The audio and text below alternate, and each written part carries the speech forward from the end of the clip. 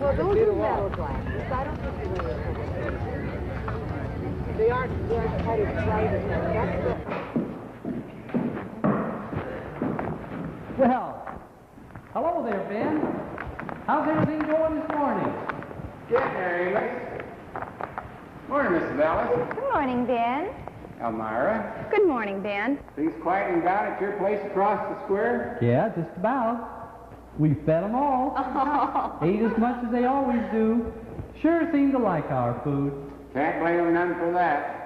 Metamora House has always had good victuals. Well, thank you, Ben. Since you and the missus took over. Well, how about that, Hope, Elmira? Well, thank you, Ben. Thank you, Ben. Now they're sitting around with their clients, getting in the last word before they come over here. All except Mr. Baker. He's down with a cold or something. Sure sorry about that.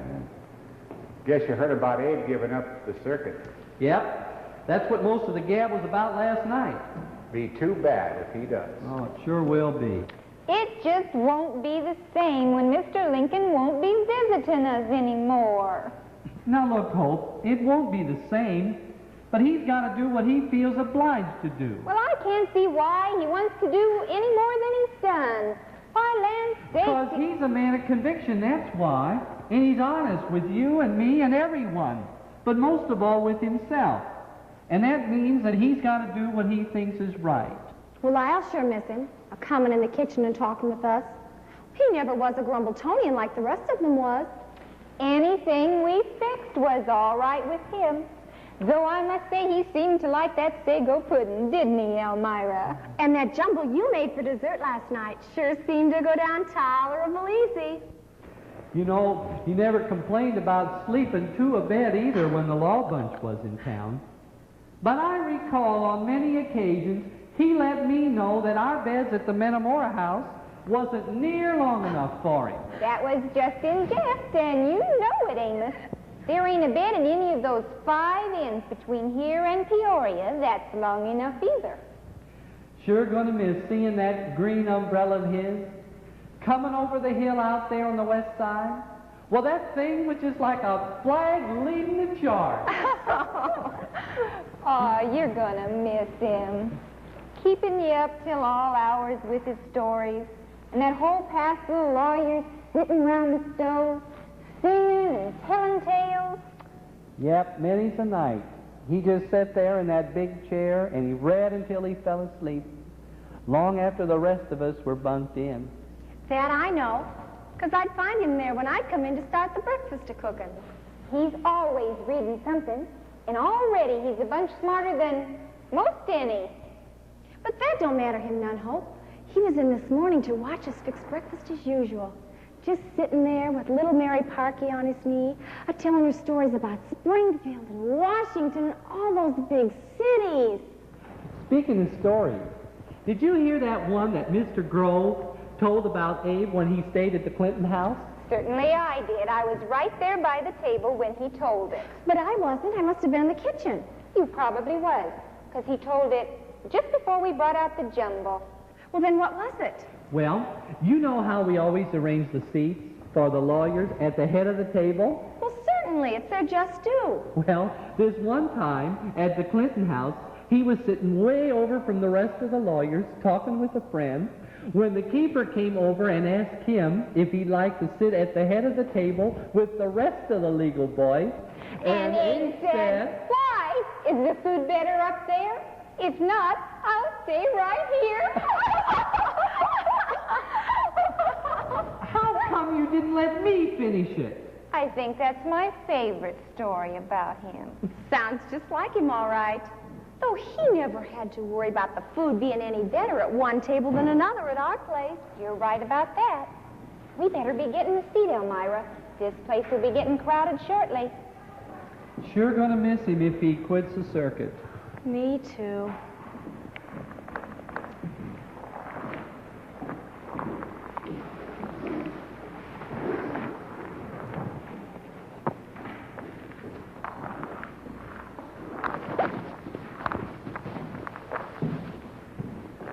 Morning, Amos. Well, good morning, Mr. Grove. Elmira? Good morning, Mr. Grove. Hello, Amos. Morning, Mr. Weldon. Oh, Elmira. Mr. Weldon. Morning, Mr. Weldon. Morning, Ben. Good morning, Amos. Morning, Mr. Schultz. Mrs. Ellis. Good morning, Mr. Schultz. Elmira. Mr. Schultz. Morning, Ben. You with Mr. Lincoln again today, Mr. Grove? Mr. Schultz and I have the Davison case first. Should end that one today. It's been lingering for a spell. But think you have a touch of a problem if you're against Mr. Lincoln on that one. Well, you could be right, Ben, but after that, I'll be with him on the murder charge. You're with him most every time he comes round, ain't you? He's a good man to have on your side. I'm with him every chance I get. Your table's ready for Thank you, Ben. Yes, Ben, you always do have things ready for us. I always try to. Appreciate it. Henry, you've been working with Mr. Lincoln for a long time now, haven't you? Sure have, and it's a pleasure to watch him work. When he comes to town, he stops by my office, and I show him all the cases that have come up since his last trip, and he looks them over, and he always says the same thing. Oh, what story is that? Oh, no story. Just count me in if I can be of any help. Should have known. I've heard him say that every place we go, since I've been riding the circuit with him these last 3 years. I wished we had him with us on this Davidson case instead of against us, Henry. Me too. But we'll have to do what we can for Mr. Burton anyway. But Burton doesn't have much to build on, and you know it. But with small cases, we have to use special tactics. Well, I've sure seen Lincoln work the Oracle often enough since I've been riding the circuit. He just outthinks you. And he'll probably outthink us today. He just whips you with logic. Never courts holy water like so many do. When he starts his speech, every word goes right to work. He gets the case down to essentials. Well, I learn from him every time he's here, but I still can't do it like he does. Nobody can, Henry. It's just Lincoln being Lincoln. Only one like him cut from the mold. He's a good one, all right. Well, if he's leaving the circuit, we're losing a good man. Sure kicked the eye out of a mosquito. No denying that. He's as full of talent and ability as he is full of stories. Gift the gab, that's Abe. But his talking gets things done, most of the time anyway. I remember one time when that gab gift got him in trouble with Judge Davis. Almost cost him $5. How was that? Well, we were in court, and he was telling me and the others over at the table one of his new stories. And he came to a place where he started to mimic Douglas. And we just burst out laughing. Right out? In court? I'll bet that didn't set with Judge Davis. Oh, you're right. It didn't sit too well with the judge. You know him. He's the boss of his court. And he wasn't about to tolerate such behavior, even from the likes of Abe. So bang went his gavel, and he fined him $5. That sounds like Davis. But the next thing you know, the judge was calling me up to the bench. Now, I didn't know what to expect. But he asked me in a low voice, naturally, so no one else could hear, what Abe had said. So I told him, although I couldn't mimic Douglas like Abe could. And the judge broke out in a loud giggle right in his own court. And when he finally regained his composure, he said in a most judge-like manner, "The clerk may remit Mr. Lincoln's fine." Davis always was fair. That must have been a good story. Boy, that Abe's quite a mimic. Judge always did appreciate those stories. Helped to break up a long ride, many a time. Well, sorry to break this up, but we better check our notes. Abe doesn't seem to need many, but I still do. He doesn't use many notes, that's true. But when he does, they're always handy. Well, I've seen him reach in that top hat more than once for his notes. My top hat's not much of a filing case, so we'd better see what we've got.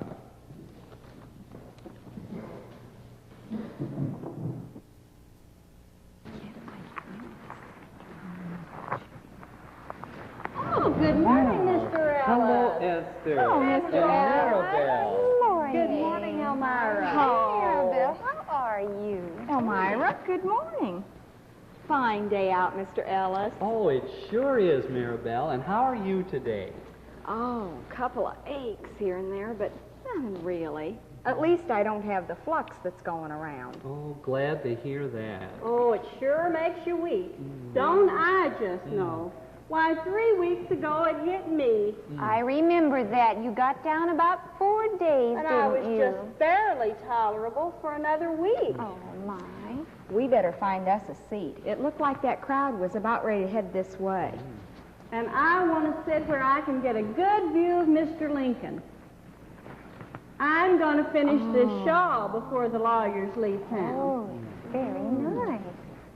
I wonder why. Why, you know very well why. Mr. Lincoln's going to have this before winter sets in. Why, last time I noticed that his was a bit shabby. Wish I'd thought of doing something like that for him. He was so nice to Jackson and I when we had that problem over the property Well, line. he's always that way. Anything he can do to help, he does it. Never no fuss. Ain't that the truth? Just like that time his Aunt Sally came to see him down at Springfield. That's the Sally that lived near New Salem. That's right. Was she really his aunt? Yes, I think she was. But I don't know for sure. But she took care of him, all right. Yeah. Remember when she knitted him those socks and took them to him when he was with a whole bunch of politicians? That time when he talked about her cooking. That's right. And he introduced her to the whole passel and told him she made the best flapjacks he'd ever tasted.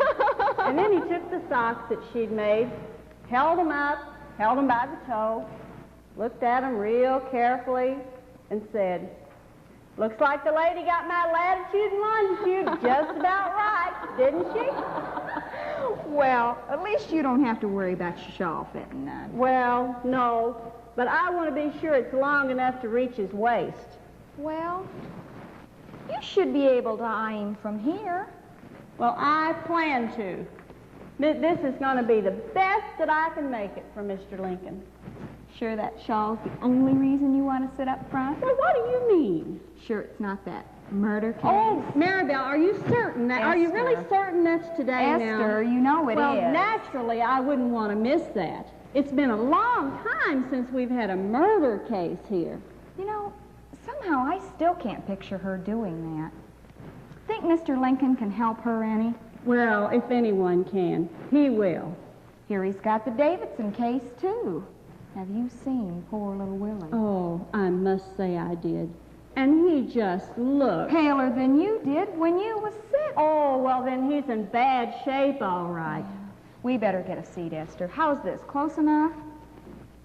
Well, I think that'll be just fine.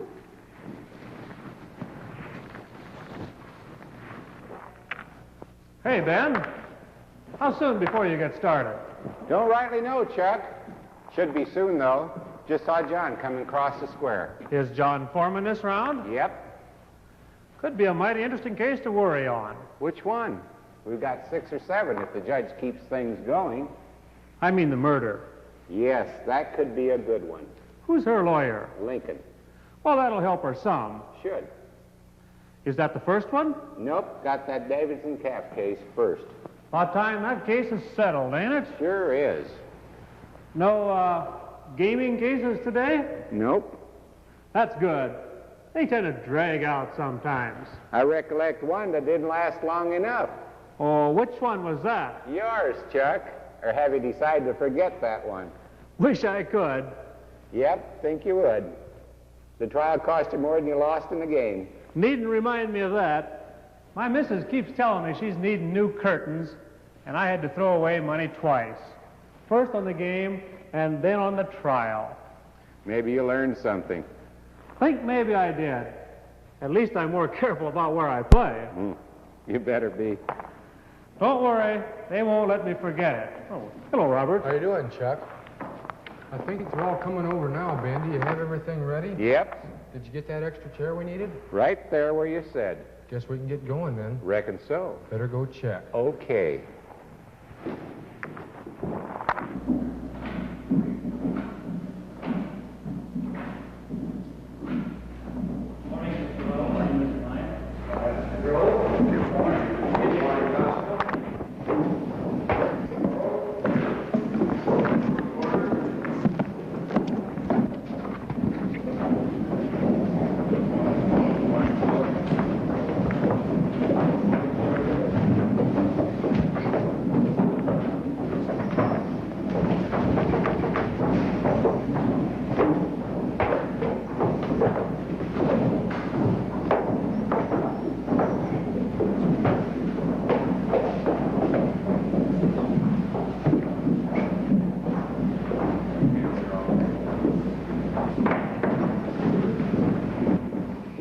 Morning, Ellis.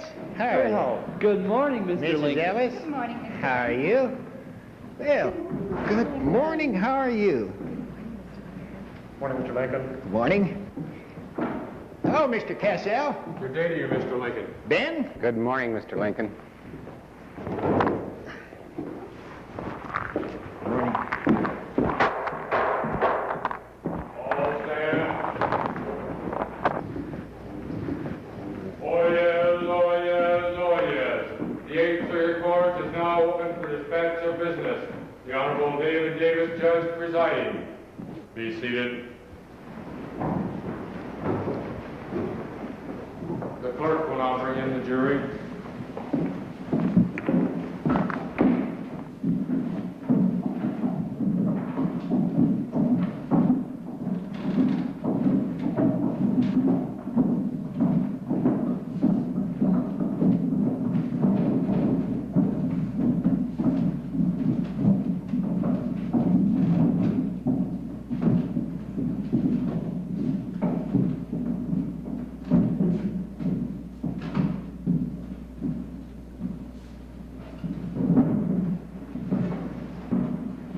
The jury will now hear their charge. The 8th Circuit Court charges that you will honestly and faithfully listen to all evidence about to be presented in this court and will thereupon base any and all decisions, weighing such evidence carefully and rendering the most just and fair verdict in each case as is possible. Do you hear? We hear. Since the first case does not require your services, the bailiff will escort you to the jury room where you will remain until called. He will see to your needs there.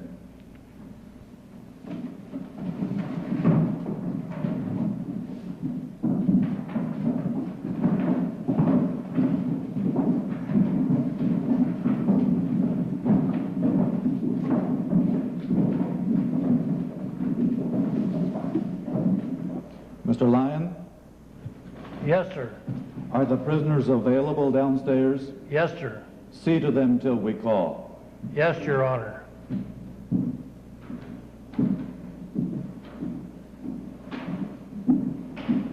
The clerk will call the first case.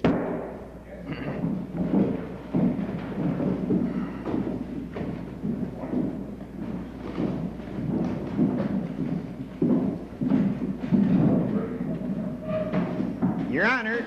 Yes, Mr. Lincoln? Your Honor, if it pleases this court, I would like a few minutes to address the court and the people of Metamora. A few minutes? Seems like a most unlikely request coming from you. Just remember, we've had the 2-hour limit since 1853. But if the state's attorney, Mr. Shope and Mr. Grove have no objection, I can see no legal justification for denying your request. Mr. Fullerton? Well, it hardly seems likely that you'd miss the opportunity to do one or the other. Well, I reckon trying to convince you that I intend to do neither is like using rose water to grow hair on a bald head. Well, it sounds like we're in for another Lincoln story session then. I don't intend to do that neither. Do you object, Mr. Fullerton? Not legally, Your Honor. Mr. Shope, Mr. Grove? No, Your Honor. Then let's hear your statement to Mr. Lincoln. Thank you, Judge Davis. As most of you know, I've been riding this circuit through here since this town was Hanover back in '43. That was my first year in your territory. This was a small town back then, but do you know you have more inns between here and Peoria than they had hotels in Washington when I first went there? I asked Judge Davis for this time because I want to express my gratitude for all the goodnesses you people of Metamora have extended to me during my semi-annual visits to your gracious community. You have listened to my comments about the good food cooked across the square over at the Metamora house. Isn't that right, Mrs. Ellis? Certainly it is. At least you ate it like it was good. It was better than across the river over at the Clinton house. And even though I complained about your short beds, Ellis, you never did get around to finding a bed stretcher to take care of my long legs. Sorry about that, Mr. Lincoln, but I never had the time because I was too busy enjoying your stories. Well, you know how it is. telling funny stories has the same effect on me as I suppose an good old drink of whiskey has on an old toper. Puts new life into me. Mrs. Ellis, your kitchen was one of the most joyful spots on this circuit. That's why I like to sit out there and gab with the cooks. I didn't mind the samples they passed out either. Well, good cooks like to see good eaters. Always glad to oblige. And Ben over there, now he's a long-suffering man. He has to listen to me here in court, and then for some unknown reason, he chooses to suffer even more by sitting till the last man goes to bed over at the Metamora house. Remember all those nights we sat on the front porch, Ben? Sure do. Never dull neither. At least there was always plenty of conversation. And when old Bill May was riding with us and he carried his fiddle, we always had a concert in the evening to help us forget the long day's ride. You know, we rode almost 500 miles in the early days when this district took in about 1/5 of the great state of Illinois. It was sure good to sit and relax after riding old Tom most of the day. Say, Ellis, I noticed that old chair that Logan whittled on when he got excited is still there. That arm is just about whittled through. Reckon I'll have to check on that. I wish you would. I might forget and squeeze this long frame of mine into it and we'll have a calamity. Wouldn't want you to have a lawsuit on your hands or me on the floor. I imagine there were times when some of you may have felt that I didn't do all I should or could, just try to win your case, but sometimes things that are morally right are not always legally right. And I have to go by the law. But if I felt that I could help your cause, I always told Henry Grove there to count me in, didn't I, Grove? You always did, that's for certain. I appreciate it, too. Thanks, Grove. Maybe what I did sometimes only piled up agony for you, but I did my best, for whatever it was worth. Maybe that's why my concern for politics is getting a bigger hold on me. I haven't always won there either. Do you know that one time I was 8th out of 13 in an election? But I try my best every time. Since then, I've done a little better. You know, that first election, when I heard that I lost, I felt somewhat like the boy who stubbed his toe while running to meet his sweetheart. Said he was too big to cry and too badly hurt to laugh. Well, politics is kind of like love. You don't know why you're attracted, but just like the firefly, you flutter about that flame until it's too late. It's too late for me to give up a political career. I've got to keep flitting around that bright light that shines in Washington. Kind of reminds me of the story about the men who had gone boar hunting. While they were tromping through the woods, a boar came up behind them. Well, they all managed to scamper up nearby trees, all except this one feller who had no choice except to grab the boar by the ears and try to keep things under control.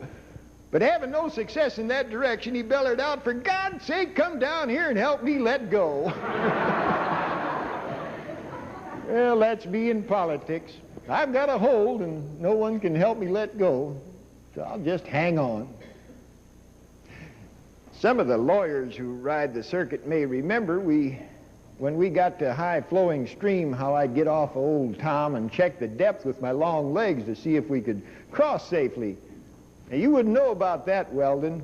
You weren't with us in the early days, but Shope, you remember a time or two when that happened, right? I sure do recall. You saved us from wet feet more than once. Well, these legs may qualify me for politics, too. I can get away from trouble faster than most. Maybe that's the mark of a leader, avoiding trouble for those who follow him. Fortunately, we've had Mr. Balance to ferry us across the Illinois up at the Narrows. Even my legs wouldn't hit bottom around Peoria. I've asked you for this time to thank you, as I said, and I know that politics is like that old boar, and I'm not about to let go. But I'll need your help when I start debating Douglas next year. I'm going to need all the energy I can pile up to out-talk that little judge. I'd like to conclude with some lines from a poet who done better with his poetry than I've ever done with mine. I'm obliged to use specs. My arms aren't quite long enough. Lives of great men all remind us we can make our lives sublime, and departing leave behind us footprints on the sands of time.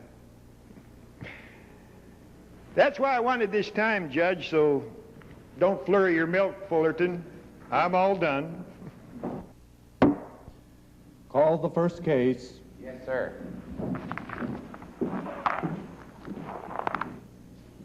Circuit Court of the 8th District, State of Illinois, October 7th, 1857. The case of Davidson versus Burton. Whereas it is alleged that J.R. Burton did willingly and with aforesaid knowledge take a calf, blooded, from the herd of W. Davidson, suit is brought against J.R. Burton for the loss thereof and court costs. Is the prosecution ready? We are, Your Honor. Is the defense ready? We are, Your Honor. Are the witnesses in court? They are, Your Honor. Proceed, Mr. Lincoln. Our client contends, Your Honor, that Mr. Burton did willingly and knowingly take a blooded calf from his herd and drove it to his own pasture. Now, we will show the court that Mr. Burton was mistaken in his identification of said calf, and that in actuality he did take property that was not his. Call your first witness. Our first witness is Willie Davison. Willie Davison, take the stand, please.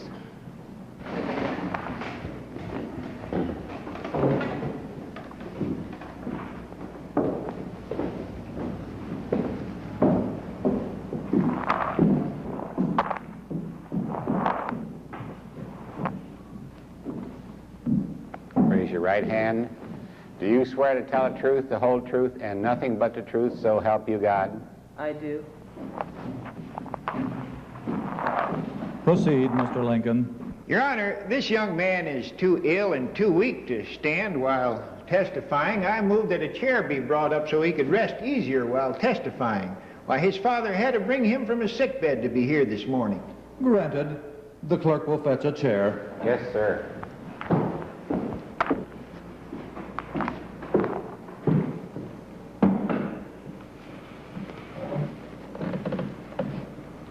Now, Willie, you're not feeling up to picking corn today, are you?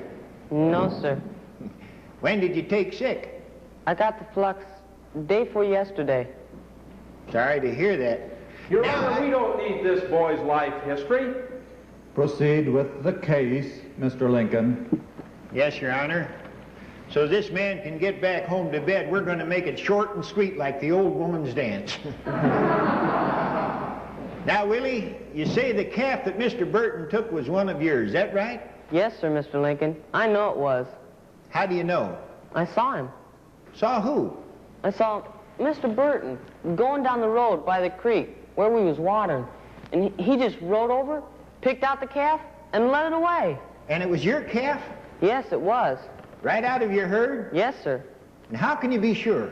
Because I know every animal in our herd. That's impossible. How could a child like this... Your Honor, will you please ask the attorney for the defense to allow me to question this young man? Mr. Shope, at least allow Mr. Lincoln to set up his case. Yes, Your Honor. Now, Willie, you've been riding for some time, haven't you? My father sends me out on Old Ned every morning, and I stay there till evening. And you ride herd all day? Yes, sir. And you've been doing this for some time? Since I was about four and a half. How many cattle in your herd? 67 that I watch. Exactly? Yes, sir. Now, how do you know? I check them every morning when I go out, and when I come in the evening. Off and on during the day, too. Can you tell when one is missing? Yes, sir. How can you tell? That's simple. I know every one of them. And when one ain't there, I know.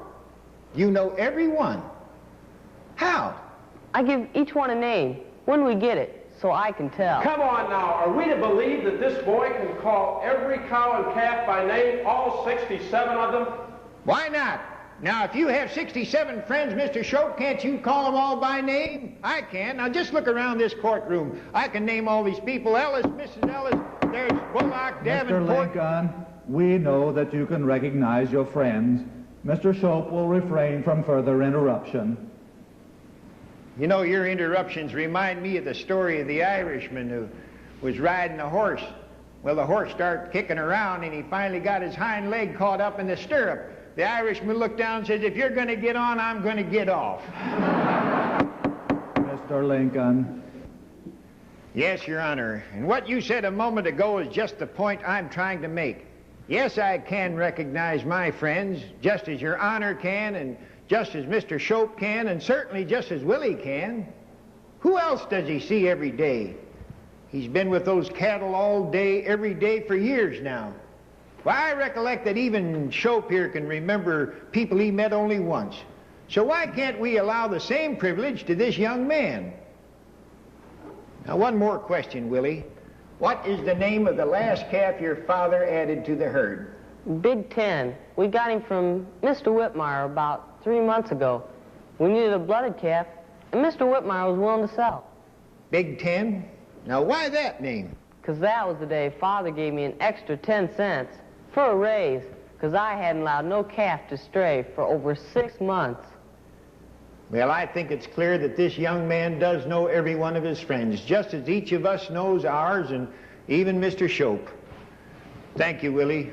I hope you get better soon. Me too, Mr. Lincoln. Any questions, Mr. Shope?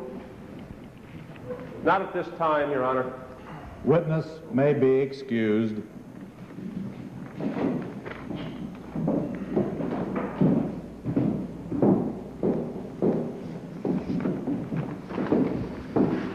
Call your next witness, Mr. Lincoln.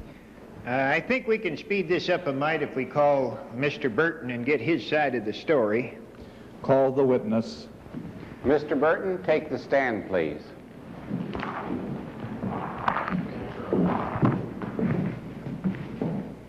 Raise your right hand. Do you swear to tell the truth, the whole truth, and nothing but the truth, so help you God? I do. Proceed, Mr. Lincoln. Now, you came here from Indiana, is that right? That's right, but I don't know what that's got to do with And when you it. moved, you brought your herd with you. Yes, I did, and a right fine bunch of cattle, too, if I might say so myself. I'm sure it was, Mr. Burton. Now then, when you drove them to Illinois, how many head did you have? About 95 to 100. About 95 to 100? That's right. Do you know exactly how many? Well, let's see. We started out with 98, and lost 2 on the way, and then this blooded calf that Mr. Davison took from me was crippled. So I guess we got here with 96, I think, and then Mr. Davison stole this one from me, so I've got 95 now. It has not been established that Mr. Davison took your calf. Well, it has as far as I'm concerned, and that's the reason I took it back. Now, but that's what this case is about, and the court will decide. Now, let me get this straight. You think you started with 98, right? Right. You think? Well, I know how many I had. Certain of that, are you, Mr. Burton? Yes. I know how many I had. Would you have been able to tell one of your herd from one in another man's herd? Well, of course I could. Well, any with special markings I could. But you couldn't identify every one of yours, is that correct? Well, I don't suppose very many men could they? Maybe not. Maybe not many men. But then not many men are very observant, are they? Depends on what they're looking at. Not quite. It really depends on what they see, not what they look at. And children often tend to see better than us grown-ups. Now, if you couldn't identify each calf in your herd, how is it you knew the calf in question so well? Well, now that one I did know. How was that? Well, it had hurt its right foreleg. Was having trouble walking. Couldn't keep up too well. Was that the only way you could tell it? Well, didn't have any special markings, no. And what about after it healed? You wouldn't be too sure of recognizing it, would you? Well, I suppose not, put that way. Then why and how could you select a calf that you couldn't identify from another man's herd? Well, I think that it... Was it hurt? The no. right foreleg? No. Now that's all, Mr. Burton. Thank you. Questions, Mr. Shope? Not at this time, Your Honor. Witness is dismissed.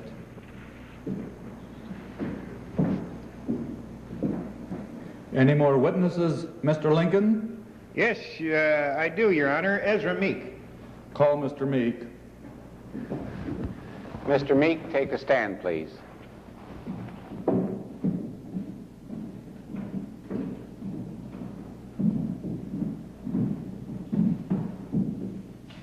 Raise your right hand. Do you swear to tell the truth, the whole truth, and nothing but the truth, so help you God? I do.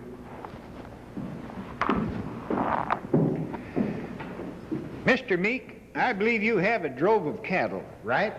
That's right, sir. And you keep a close count on those cattle, don't you? Can't afford not to. Got to keep a hawk's eye out.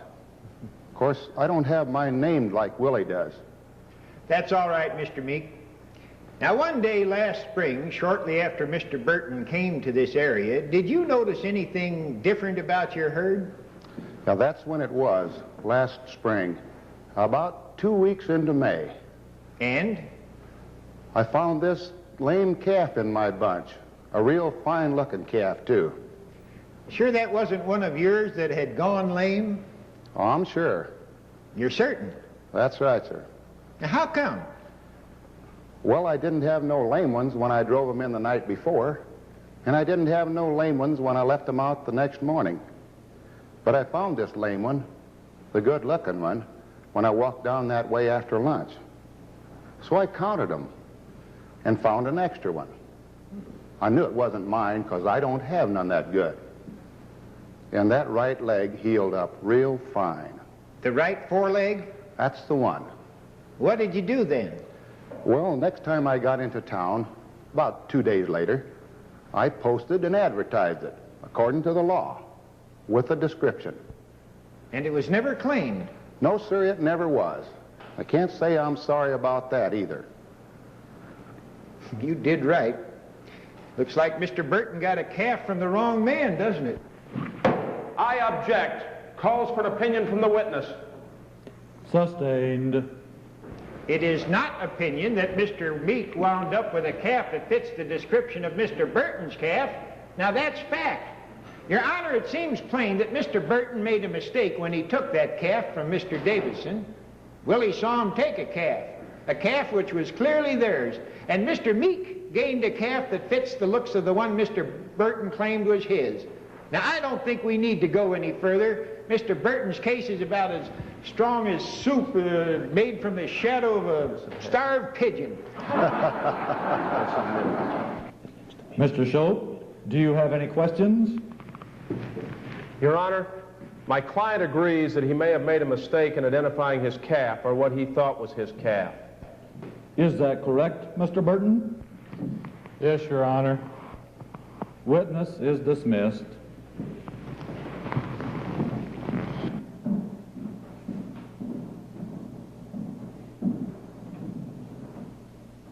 Then I find for Mr. Davidson. Mr. Burton, you will pay for the cost of the calf you took and court costs of $10.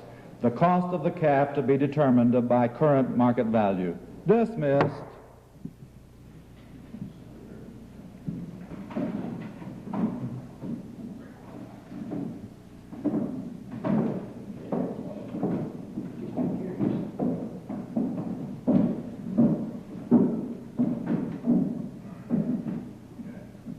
Next case.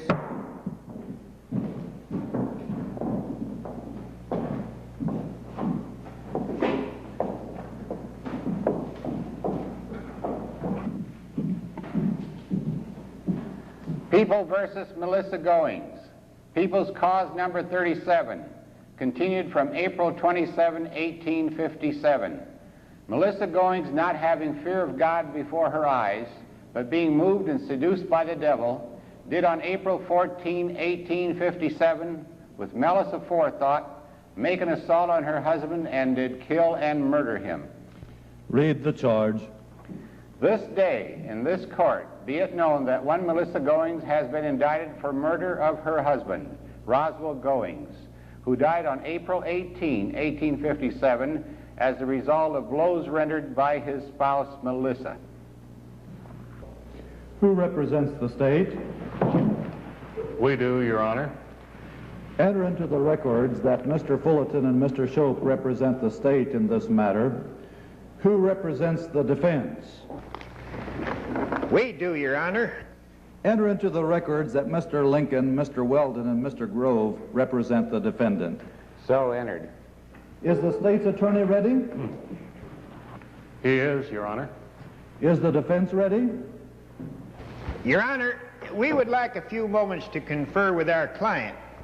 Do you have just cause for this request? Well, due to the previous case and because Mrs. Goings had not been brought over to the courthouse this morning before court convened, I have not been able to talk with her. Any objection, Mr. Fullerton? None, other than that this case may take an undue length of time, and I feel that we should begin as soon as possible. Permission granted, but make this conference as short as possible. Thank you, Your Honor. The bailiff will recall the jury. While we're waiting, we'll check to see if the principals are all here. Ben, will you check, please? Yes, sir. James Brady. James Brady. I'm here.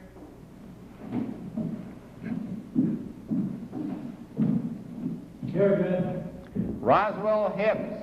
Roswell Hibbs. Yes, I'm here.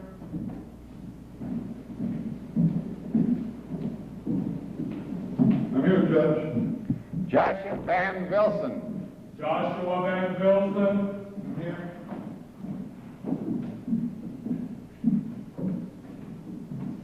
Right here, Judge. Josephus Goings. Josephus Goings. I'm here.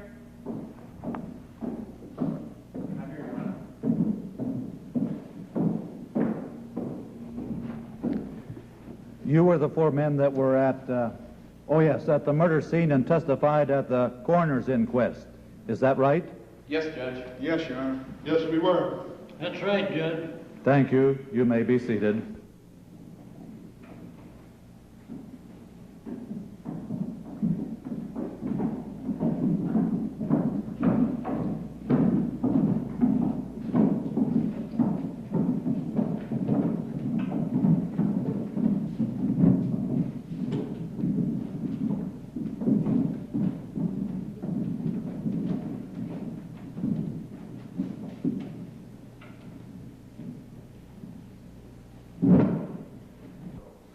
The coroner is here. Mr. Kindig. Yes, I'm here, Your Honor. How about the witnesses that were at the inquest, just in case we need them? Mr. Whitmire and Mr. Beck are downstairs waiting. And Dr. Wood went out to see old Mrs. Zockman early this morning, but said he'd be back forenoon, Your Honor. Good. Then there should be no delay. Members of the jury, remember your charge. This is a most serious case this court is about to ask you to decide. Now, as soon as Mr. Lincoln... there he is now. Are you ready to proceed, Mr. Lincoln? Yes, Judge. Call the defendant.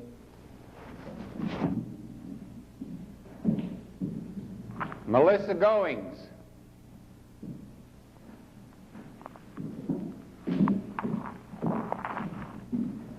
Melissa Goings. I'll go downstairs and get her, Your Honor. Mr. Fullerton, you realize that it's incumbent upon you. What do you mean? Where is she? No one seems to know, Your Honor. Wasn't the constable down there? Yes. With the prisoners? No. Where is she then? I don't know. Get the constable up here right now. Yes, sir. Mr. Lincoln, where is your client? Mr. Lyon. I don't know, Judge. You did confer with her, didn't you? Well, yes, I did. And then? Well, I came back up here, left her. Left her with the constable downstairs? Well, that's where she should be. Yes, that's where she should be, but apparently she isn't. Mr. Lyon, where is the prisoner? I don't know, Your Honor. What? I don't know. Did you look for her? Yes, sir. And? Couldn't find her anyplace. How do you account for this turn of events? Can't. Mr. Lincoln? Yes? Did she say anything to you about trying to escape? About escaping? Well, No. she must have said something. Must have given some indication. Nothing like that, sir. Well, what exactly did she say? Well, we discussed the nature of her case and the chance that she might And have... what? Well, then she asked me where she could get a good drink of water. Well, that sounds innocent enough. What did you tell her? I told her they had some mighty good drinking water in Tennessee. Mr. Lincoln, I will see you in my chamber. Court adjourned till after lunch.